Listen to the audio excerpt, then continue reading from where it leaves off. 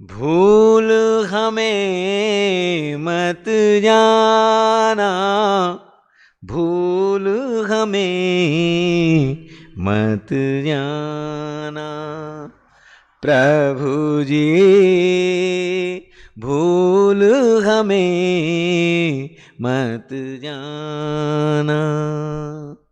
प्रभु जी भूल हमें मत जाना। तुम पर है आशाएं सारी, है दर्शन उत्कंठा भारी। तुम पर है आशाएं सारी, है दर्शन उत्कंठा भारी। सपनों की सुंदर नगरी में मधुर क्षणों में आना। भूल हमें मत जाना। प्रभु जी भूल हमें मत जाना। प्रभु जी भूल हमें मत जाना। निशा निराशा जब फिर आए, रह रह कर जब मन उकलाए। निशा निराशा जब फिर आए, रह रह कर जब मन उकलाए।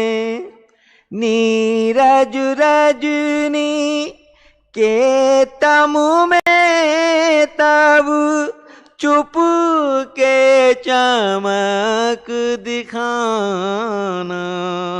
भूल हमें मत जाना। प्रभु जी भूल हमें मत जाना। प्रभु जी भूल हमें मत जाना। मानस पट पर चित्र तुम्हारा, ज्यों गगन में अंकित तारा। मानस पट पर चित्र तुम्हारा, ज्यों गगन में अंकित तारा। निशी में झिलमिल झिलमिल करता, गाता प्रेम तराना। भूल हमें मत जाना। प्रभु जी भूल हमें मत जाना। प्रभु जी भूल हमें मत जाना।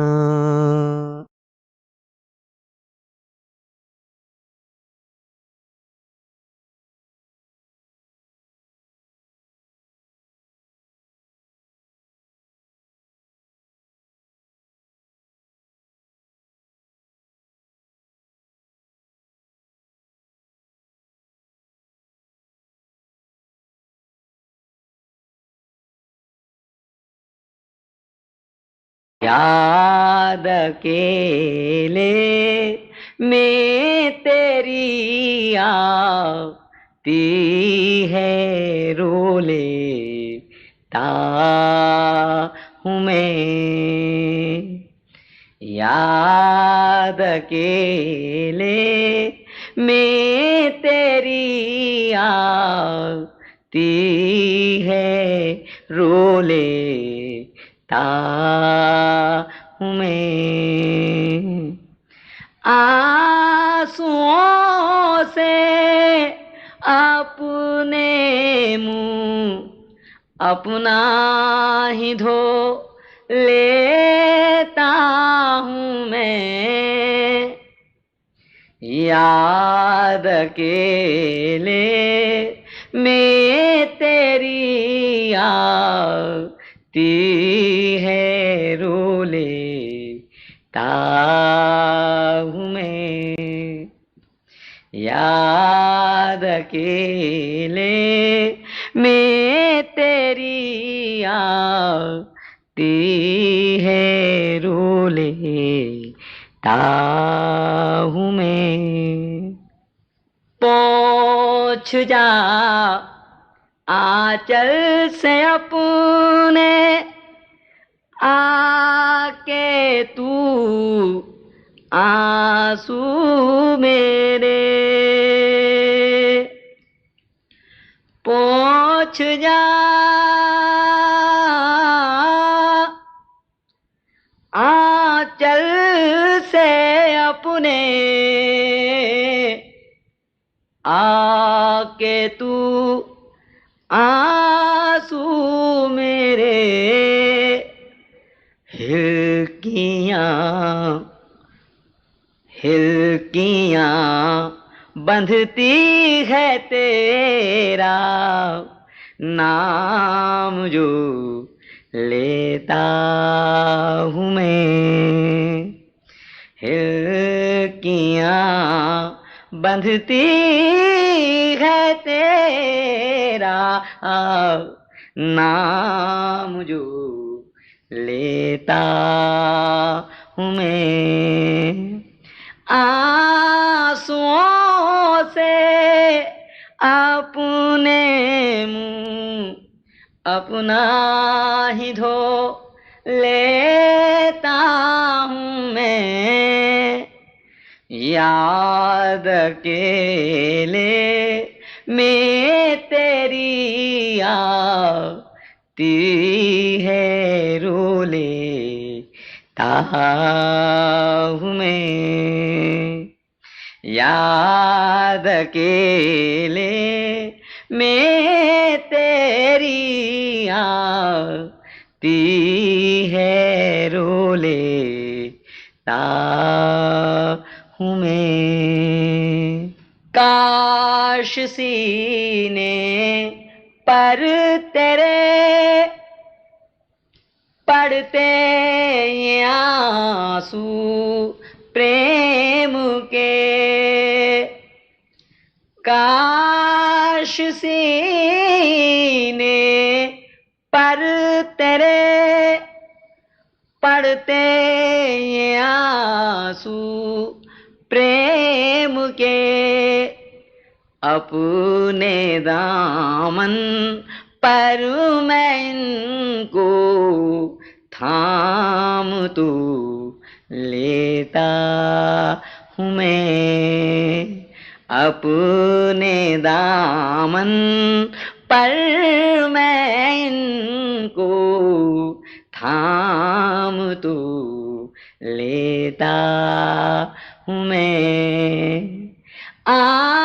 आंसुओं से अपने मुंह अपना ही धो लेता हूँ मैं। याद अकेले में तेरी आती है, रो लेता हूँ मैं। याद अकेले में तेरी आती है, रो लेता हूँ मैं।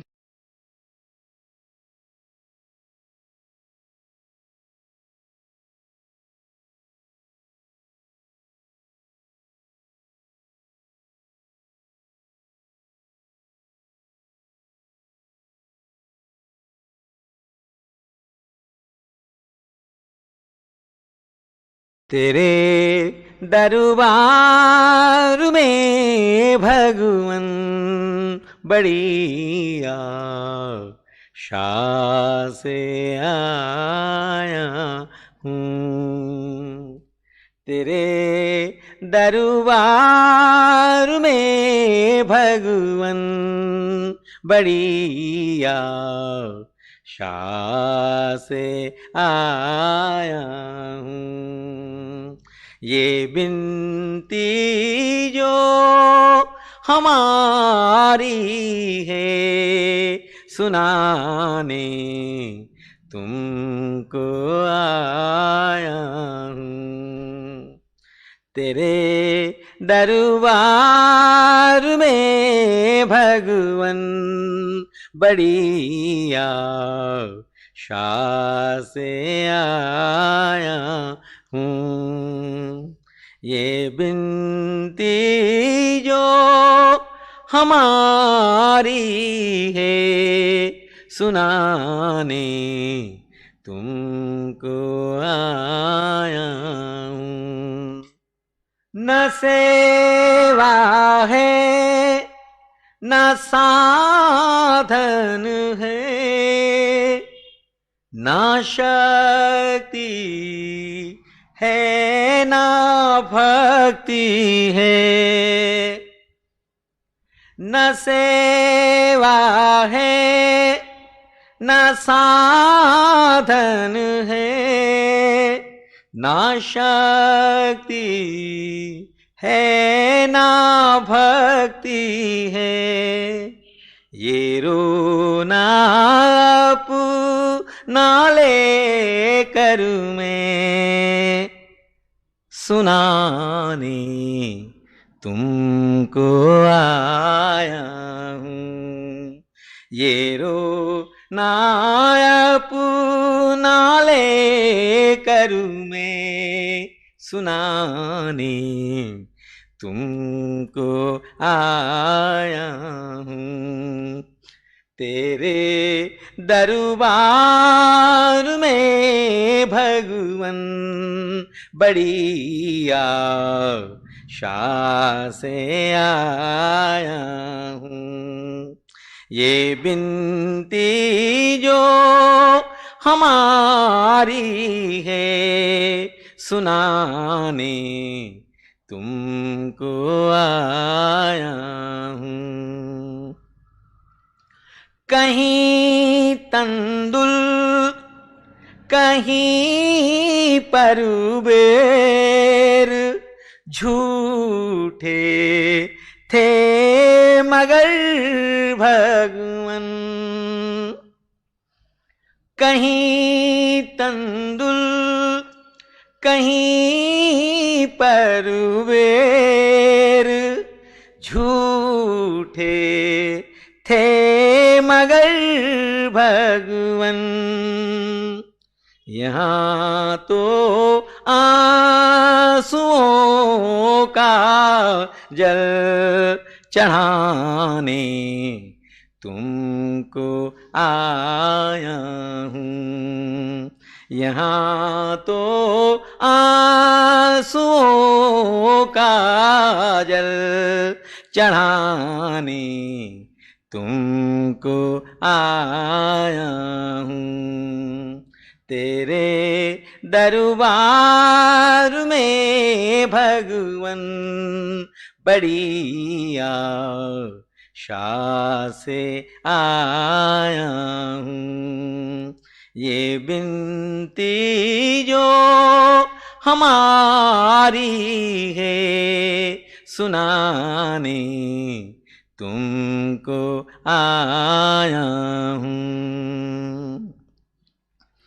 सुना है टेर पर भगतों के नंगे पाँव धाते हो।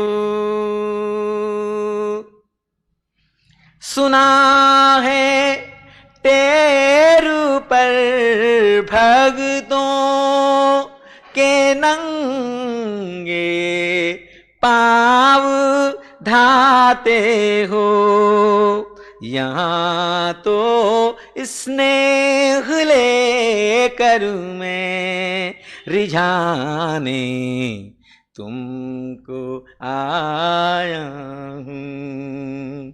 यहाँ तो स्नेह ले करूँ मैं रिझाने तुमको आया हूँ। तेरे दरबार में भगवन बड़ी आशा से आया हूँ। ये बिनती जो हमारी है सुनाने तुमको आया हूँ। पतित को भूल मत जाना,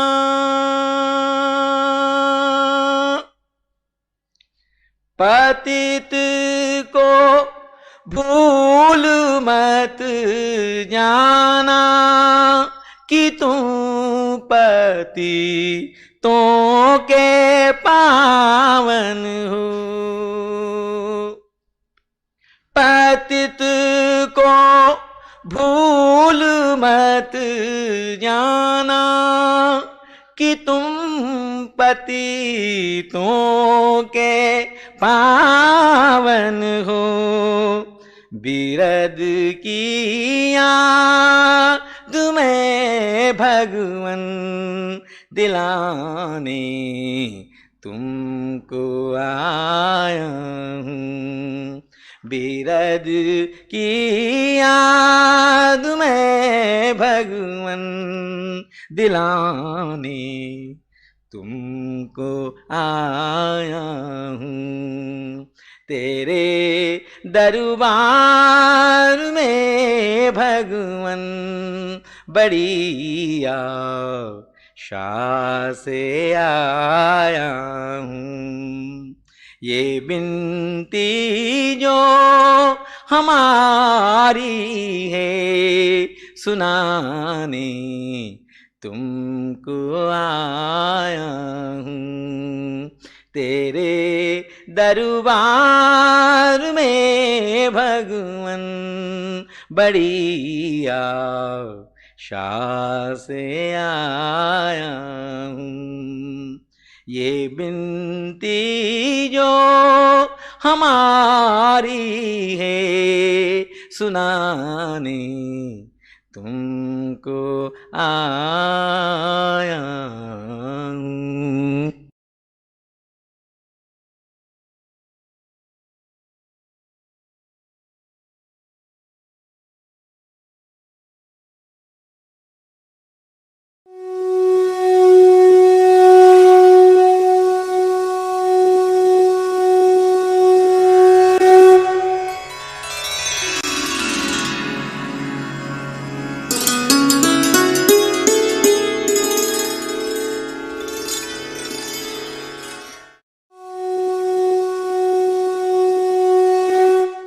अभी एक भजन होगा और भजन के साथ साथ सभी भाई बहन अपने अपने इष्ट का ध्यान करेंगे। ध्यान कैसे करें?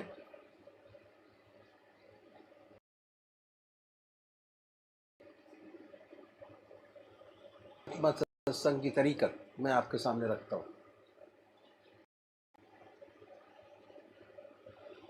सबसे पहले निश्चित कीजिए कि परमात्मा की कौन सी मूर्त, कौन सी सूरत, कौन सी शक्ल आपसे ज्यादा प्यारी लगती है। मूड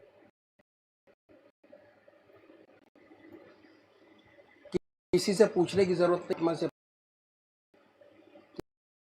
वो स्वरूप जो आपको सबसे ज्यादा प्यारा लगता है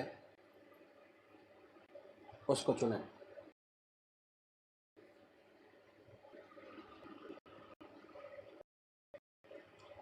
उसके बाद किस नाम से आप उनको याद करेंगे, उसको भी चुने मंत्र। तो क्या हुआ, दो चीज आपने चुनी, एक अपना इष्ट देव और एक मंत्र। उसके बाद पूजा के स्थान पर जाइए, जिस स्थान पर बैठे हैं, जिस आसन पर बैठे हैं, उसी आसन पर बैठें। बड़े प्यार से धूप बत्ती अगरबत्ती जलाएं, बड़े आराम से बैठिए और बैठने के बाद ये महसूस कीजिए कि आपका इष्ट शरीर आपके सामने विद्यमान है।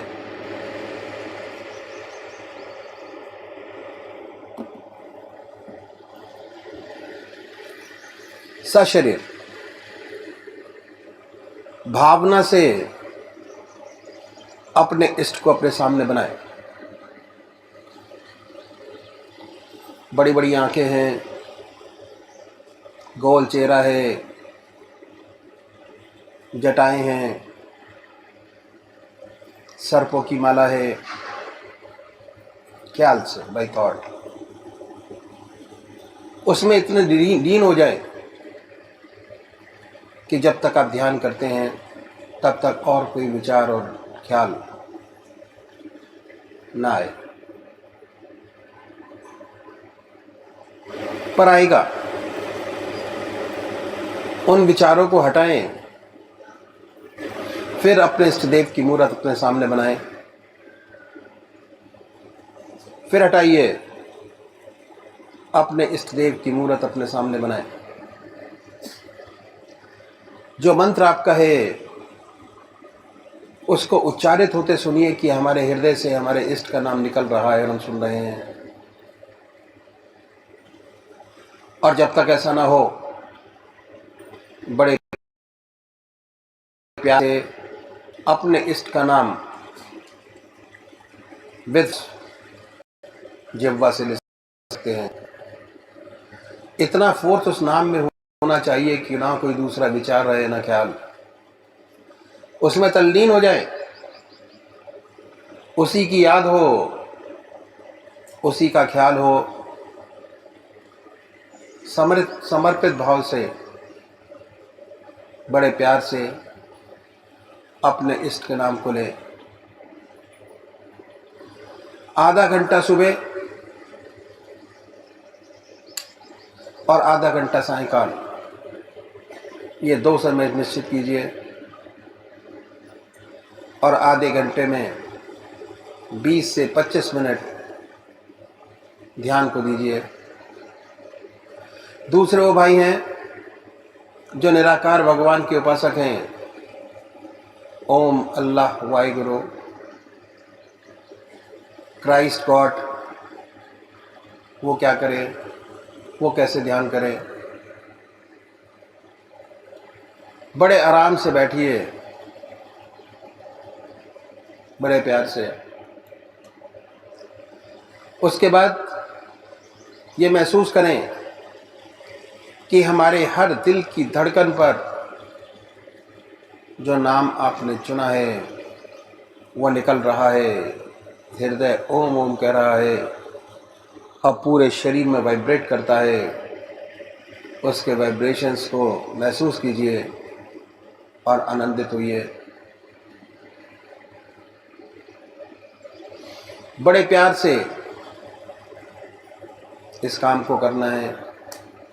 जब भी कोई सांसारिक बात आपके जहन में आए, दिमाग में आए, उन विचारों को हटाएं, फिर अपने इष्ट देव की याद में लगे, फिर हटाइए, अपने इष्ट देव की याद में लगिए।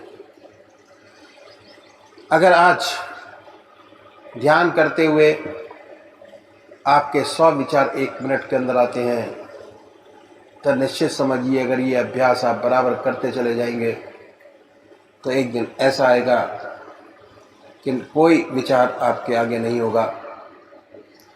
भगवान श्री कृष्ण ने साधक की दृष्टि से गीता में 4 बात बताई। पहली आहार की शुद्धि, दूसरी विहार की शुद्धि, तीसरा अभ्यास और चौथा वैराग्य। अभ्यास, अभ्यास पर बहुत भारी जोर है और सारी जिंदगी हम एक चीज का अभ्यास करते चले जाते हैं और उसकी परफेक्टनेस पर देखते चले जाते हैं। बड़े प्यार से अगर इस तरीके से अभ्यास करेंगे, बड़ी सुंदर स्थिति होगी। जब भी आप अपने इष्ट देव के चरणों में विश्राम चाहेंगे, बड़े प्यार से विश्राम मिलेगा। ना कोई दूसरा विचार रहेगा, ना ख्याल, और हमारी आत्मा हमारे मन को देखती रहती है। वो बताती है कि हम क्या सोच रहे हैं। जब विचार हट जाए, अपने इष्ट देव के चरणों में फिर दोबारा उस चीज़ को पकड़े, अपने इष्ट देव को दोबारा अपने इष्ट देव में ध्यान लगाइए। तो अभी एक भजन होगा और भजन के साथ साथ सभी भाई बहन अपने अपने इष्ट का ध्यान करेंगे।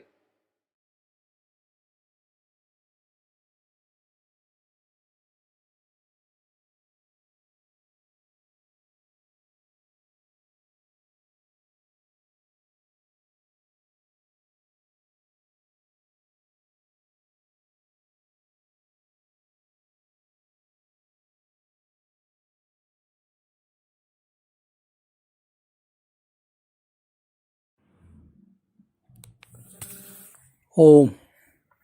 जय सतगुरुदेव, जय पद शरणम।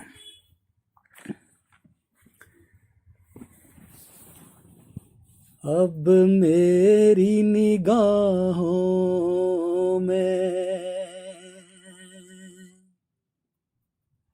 अब मेरी निगाहों में जचता नहीं कोई। अब मेरी निगाहों में, अब मेरी निगाहों में जचता नहीं कोई।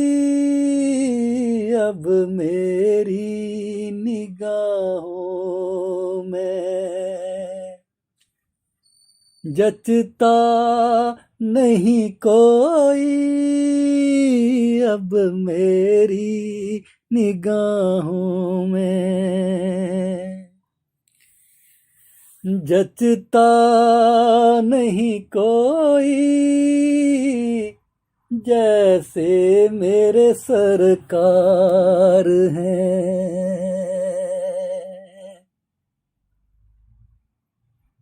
जैसे मेरे सरकार हैं, ऐसा नहीं कोई। जैसे मेरे सरकार, जैसे मेरे सरकार हैं, ऐसा नहीं कोई। अब मेरी निगाहों में जचता नहीं कोई। अब मेरी निगाहों में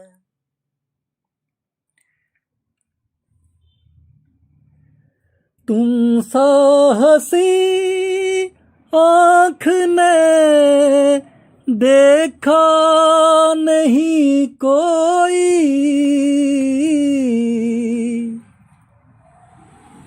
तुम सा हंसी आँख ने देखा नहीं कोई। तुम सा हंसी आँख ने देखा नहीं कोई। ये साने लताफत है, ये साने लताफत है, साया नहीं कोई, ये साने लताफत है, साया नहीं कोई अब मेरी निगाहों में, जचता नहीं कोई जैसे मेरे सरकार हैं, जैसे मेरे सरकार हैं, ऐसा नहीं कोई जैसे मेरे सरकार हैं, ऐसा नहीं कोई अब मेरी निगाहों में। ए ज़र्फ़ ए नज़र देख मगर देख अदब से,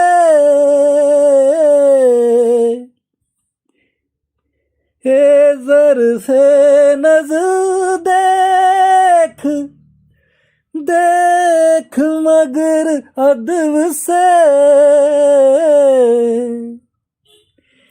ए ज़र्फ़ ए नज़र देख मगर देख अदब से, सरकार का जलवा है, सरकार का जलवा है, तमाशा नहीं कोई सरकार का जलवा है, तमाशा नहीं कोई सरकार का जलवा है,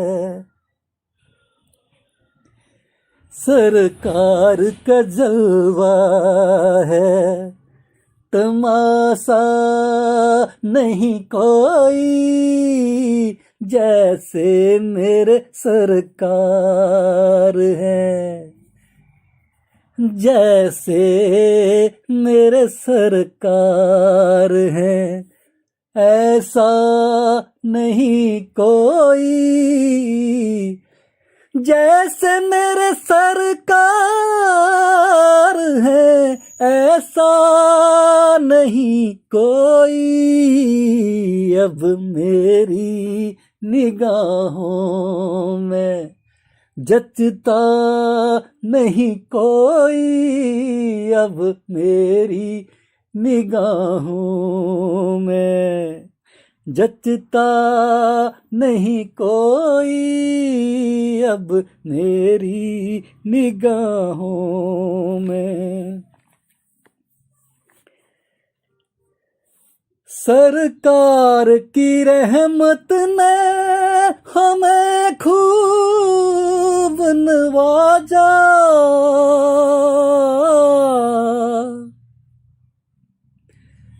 सरकार की रहमत ने हमें खूब नवाजा,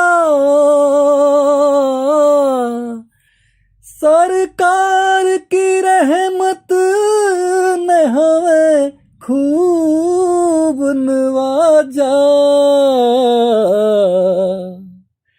ये सच है तेरी चौखट से,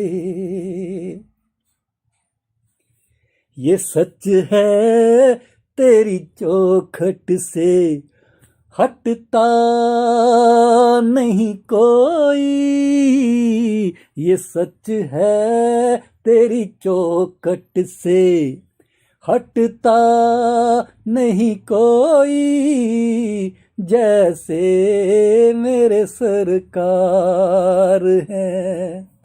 ऐसा नहीं कोई जैसे मेरे सरकार हैं। ऐसा नहीं कोई जैसे मेरे सरकार हैं। ये तो मेरा ईमान है, ये रहमते आलम। ये तो मेरा ईमान है, ये रहमते आलम। ये तो मेरा ईमान है, ये रहमते आलम।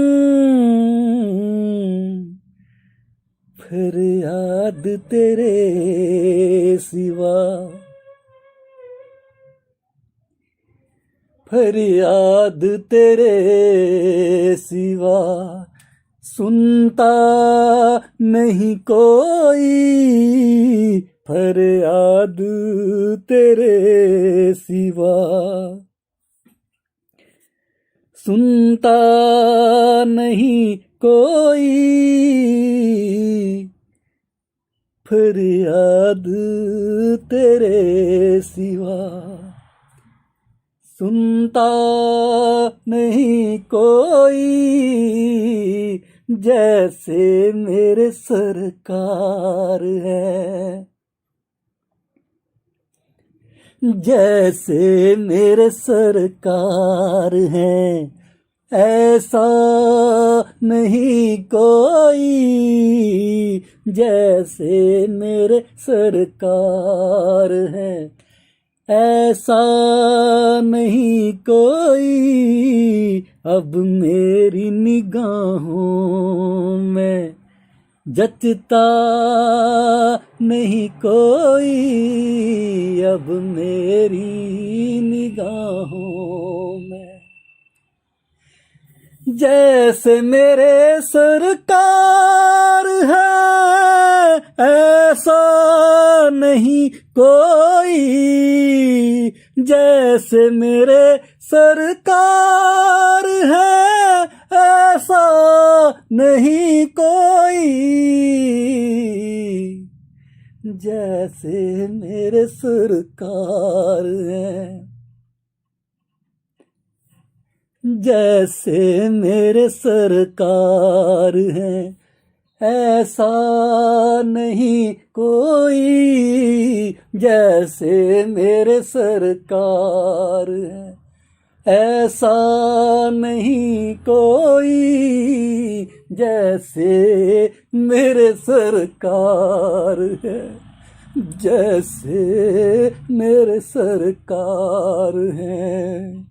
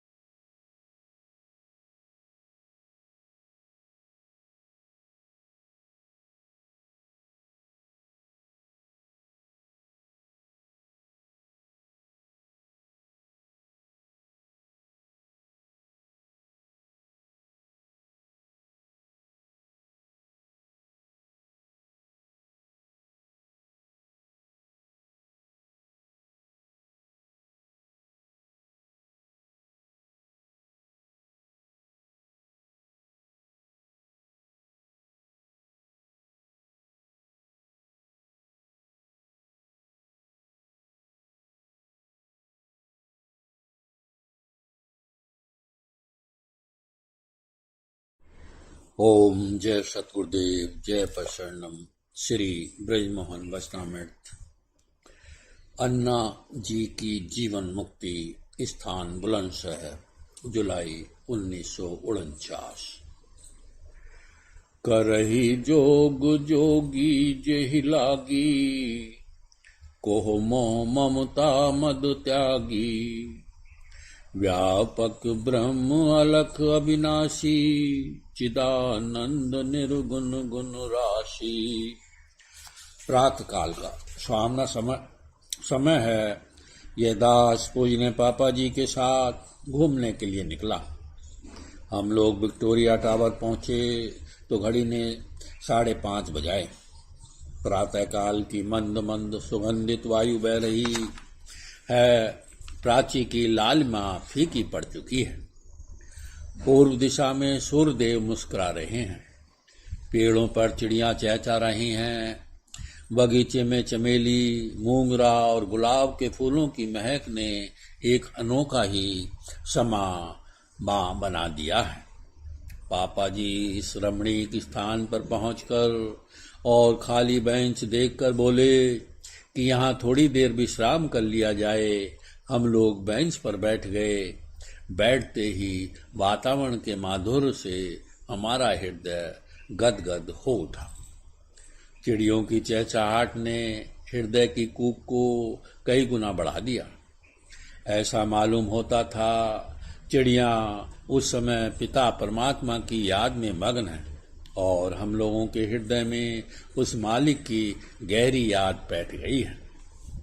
लगभग 15 मिनट मूक अवस्था में तथा आत्मानंद में गोते खाने के पश्चात पूजने पापा जी ने फरमाया कि अब यशपाल का उचित समय है कि वह बैत हो जाए। ऐसा श्री सुखदेव जी ने रात्रि में फरमाया। सेवक ने पूछा, पापा जी यह बैत क्या चीज होती है? पापा जी ने बड़े प्रेम पूर्वक समझाया कि बैत दीक्षा होती है और गुरुदेव जी की जब बड़ी असीम दया कृपा होती तो किसी को बैत करते हैं। बैत करने के पश्चात गुरुदेव साधक को जीवन मुक्त कराने का पूरा भार व उसकी शिक्षा की पूर्ति का भार सब कुछ सिलसिले की किसी मुक्त आत्मा बुजुर्ग के हाथ सौंप देते हैं और इसके पश्चात ऐसा शिष्य गुरु परिवार में पूर्णता दाखिल हो जाता है। ऐसे शिष्य की जिम्मेदारी भी बड़ी जबरदस्त बढ़ जाती है। उसे पूर्णतया आत्मसमर्पण करना पड़ता है और गुरु की आज्ञा की अवहेलना स्वप्न में भी नहीं कर सकता, अन्यथा बड़े कष्टों का सामना करना पड़ता है और तब शिष्य जीवन मुक्त गति प्राप्त करता है। अगर सच्चा आज्ञाकारी है और सच्चे दिल से आत्मसमर्पण करता है तो बड़े आनंद में इस स्थिति को प्राप्त कर लेता है जिसके लिए बड़े बड़े योगी कठिन तपस्याएं करते हैं और मुश्किल से प्राप्त कर पाते हैं। तुम्हारे ऊपर पहले से ही सतगुरुदेव जी की बड़ी कृपा है। बड़े बड़े पुराने अभ्यासी बैत भी अभिलाषा लिए आते हैं, अनेकों बार प्रार्थना करते हैं परंतु उनकी बैत नहीं हो पाती। तुम बहुत भाग्यशाली हो जिसके लिए गुरु महाराज ने अपने मुख से बैत के लिए फरमाया है। यह दास चुपचाप सुनता रहा। इसने उत्तर कुछ न दिया। इस दास के हृदय में यह शब्द घूमने लगे कि आत्मसमर्पण करना पड़ता है। आत्मसमर्पण क्या आसान काम है? आत्मसमर्पण के माने हैं आत्म को अर्पण कर देना। कहने का तात्पर्य यह है कि मन में भी कोई विरोधी विचार न उठे। इस पतित के अंदर तो अनेक विरोधी विचार पैदा होते रहते हैं।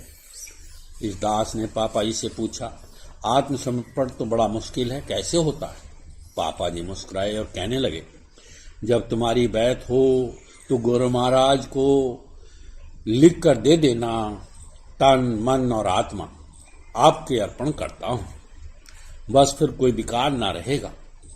बाकी आत्मसमर्पण जिस पर उनकी कृपा होती है सब अपने आप करा लेते हैं। जब मेरा बैत हुआ तो मैंने गुरु महाराज जी से ये कह दिया तन मन ग्रस्त और आत्मा सब आपके अर्पण है। सब कुछ महाराज जी के अर्पण कर दिया और अपने राम ने तो चैन की बंसी बजाई।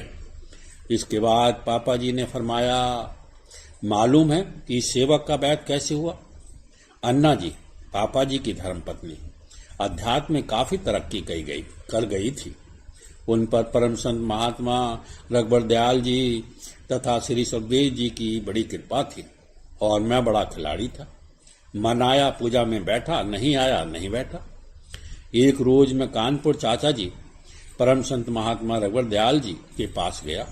उन्होंने कहा, अरे पंडित जी, तुम्हारी वजह से तुम्हारी धर्मपत्नी की तरक्की रुकी पड़ी है।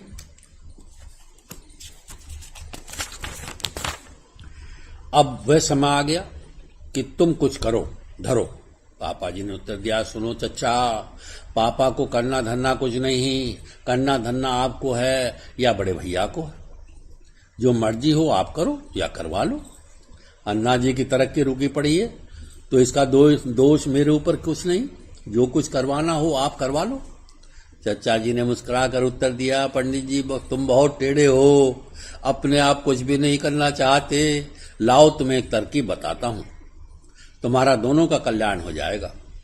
बड़े परम संत ब्रजमोहन लाल जी को पकड़ लो और उनसे तुम बैत ले लो, सब ठीक हो जाएगा। पापा जी बोले कि कुछ अच्छा महाराज। पापा जी बोले कि बहुत अच्छा महाराज। और अगले दिन अन्न पानी सब छोड़ दिया। प्रातःकाल चाय आई। चचा जी महाराज ने कहा, चाय पियो पापा। पापा जी ने उत्तर दिया, आज तो मैंने व्रत रखा है, जब बड़े भैया बैत कर लेंगे तब खाऊंगा। चाचा जी महाराज ने कहा, पूछ तो लेते, व्रत बाद में रखते।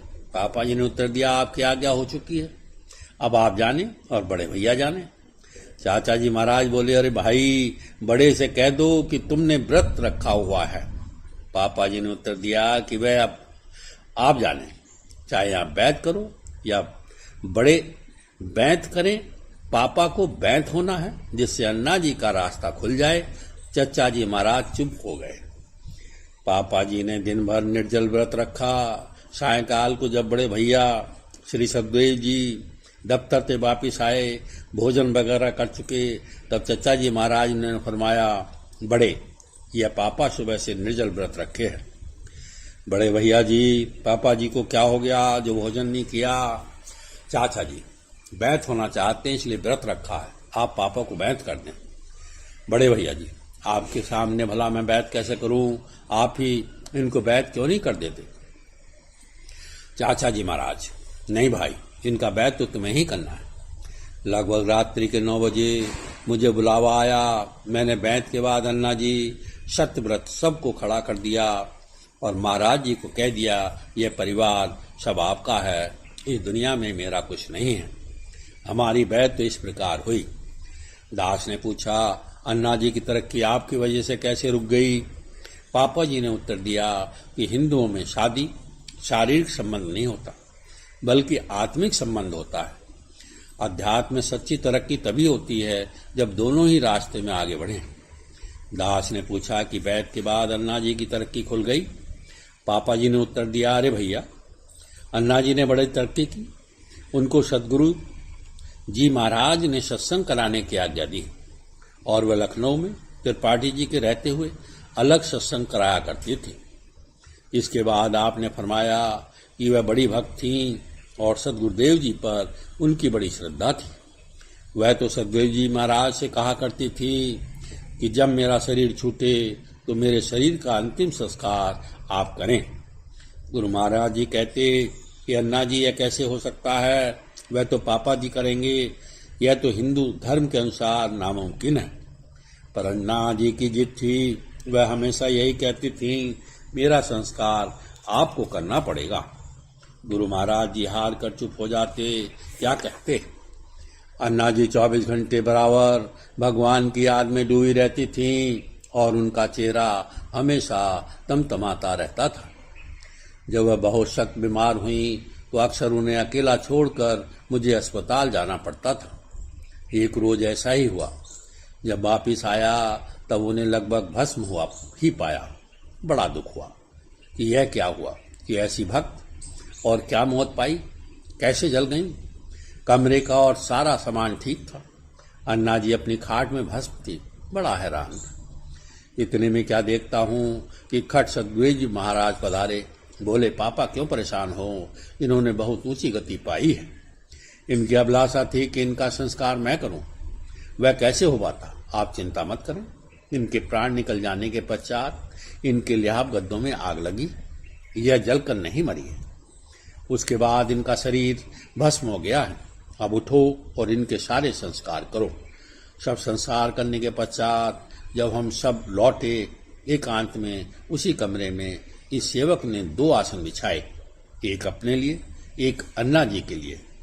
और जब मैं पूजन करने बैठा तो अन्ना जी मेरे बराबर विराजमान थी और बहुत खुश थी और मेरे साथ बराबर पूजन करती रही।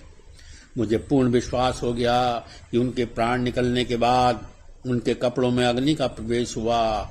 उसके बाद जब कभी भी मैं 2 आसन बिछाकर बैठता तो अन्ना जी हमेशा मेरे साथ पूजन में शामिल होती थी। भैया, अपने सद्गुरु सर्व प्रकार समर्थ हैं, उनके लिए कुछ भी नामुमकिन नहीं है।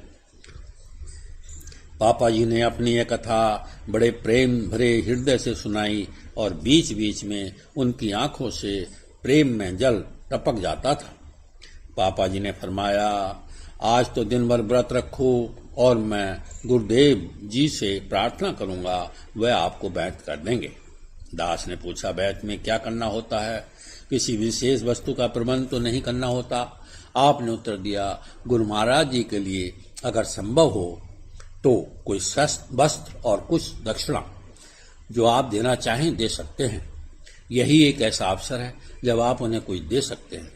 और भैया, हम लोगों का भी कुछ ख्याल रखना, कुछ मीठा मुंह हमारा भी हो जाए, कुछ प्रसाद रख देना। और भैया, कुछ महाराज जी के लिए कुछ पुष्प और पुष्पमाला का इंतजाम भी जरूर कर लेना। गुरु महाराज जी को गुलाब के फूल पसंद हैं।